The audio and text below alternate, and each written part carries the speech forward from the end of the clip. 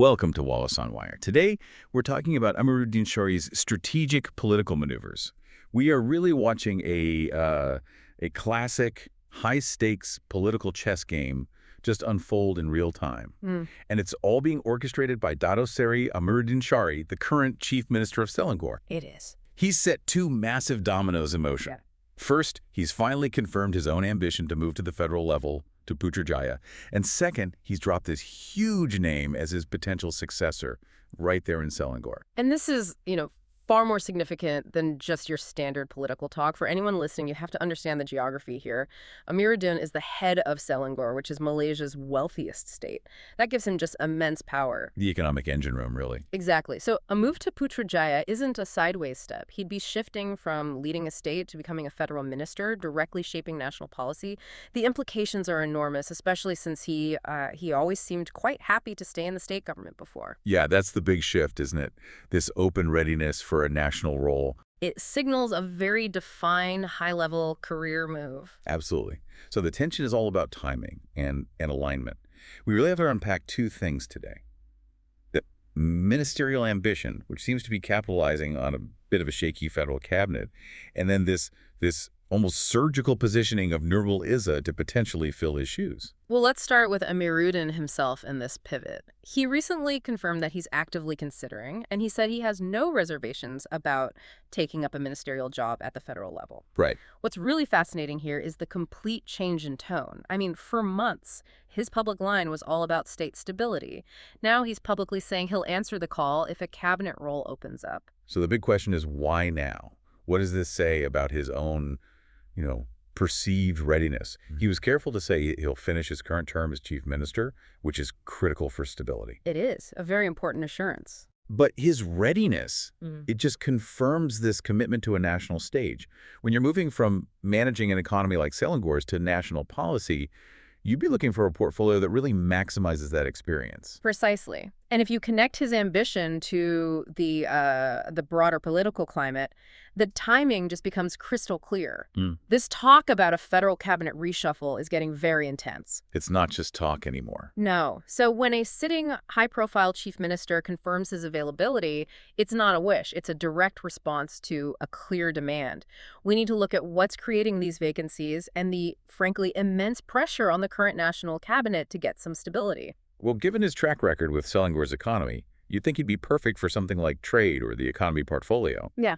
But politics isn't always that logical. It isn't. But this is where the strategy gets really tight, because a politician rarely makes a move like this without making sure things are stable behind them. He didn't just hint at leaving. He specifically named Nurul Izzah as his potential successor in Selangor. And this is the political masterstroke. It really deserves a close look. Amirudin's public reason is very pragmatic.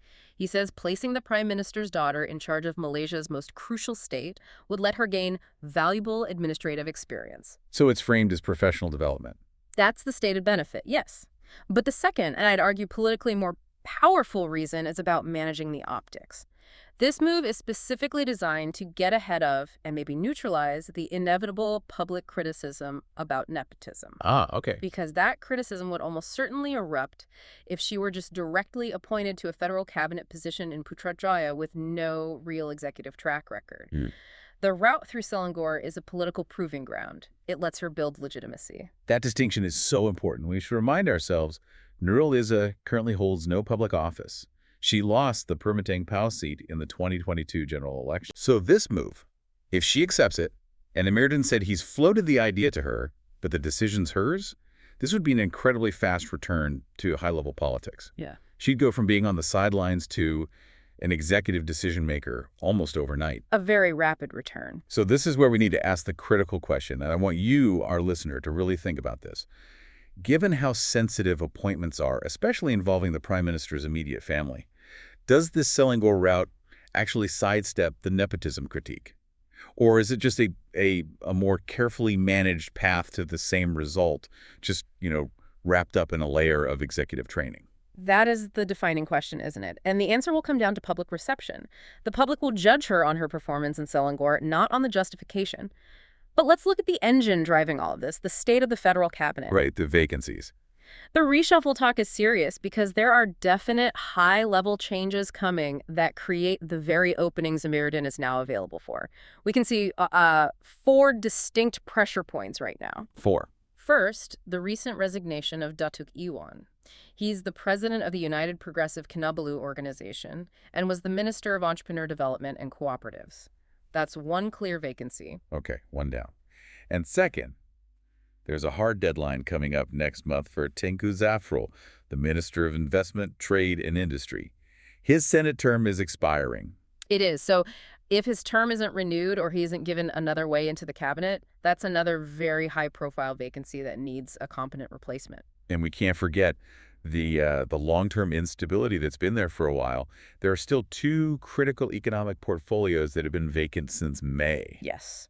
The economic minister role, which has been empty since Dato Seri Rafizi Ramli resigned, and at the same time, the natural resources and environmental sustainability minister role has also been vacant. Wait, how big of a deal is it that two major portfolios like economy and environment have been empty for so long? What kind of bottleneck does that create? It creates enormous operational pressure. I mean, these two jobs are currently being handled by Dato Seri Amir Hamza, the second finance minister, and Johari Abdul Ghani, who is the Minister of Plantation and Commodities.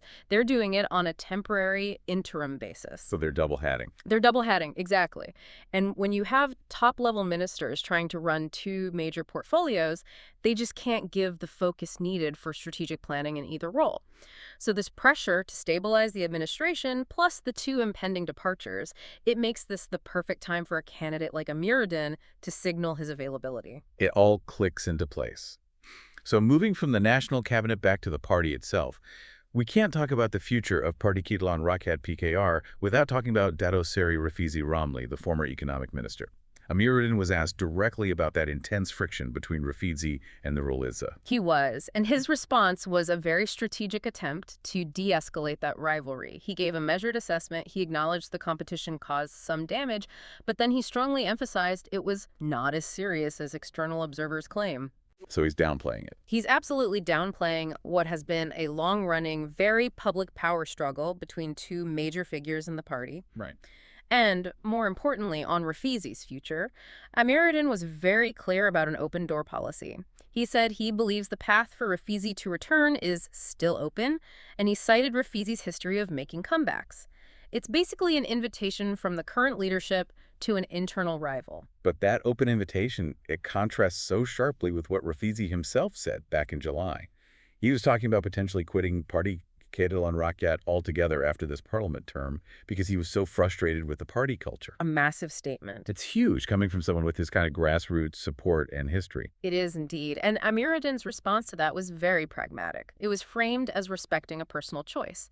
He said the party would welcome Rafizi back if he chooses politics, but he made it just as clear that if Rafizi prefers to keep building his social enterprise work, that choice has to be respected. So, a soft touch. A very soft touch.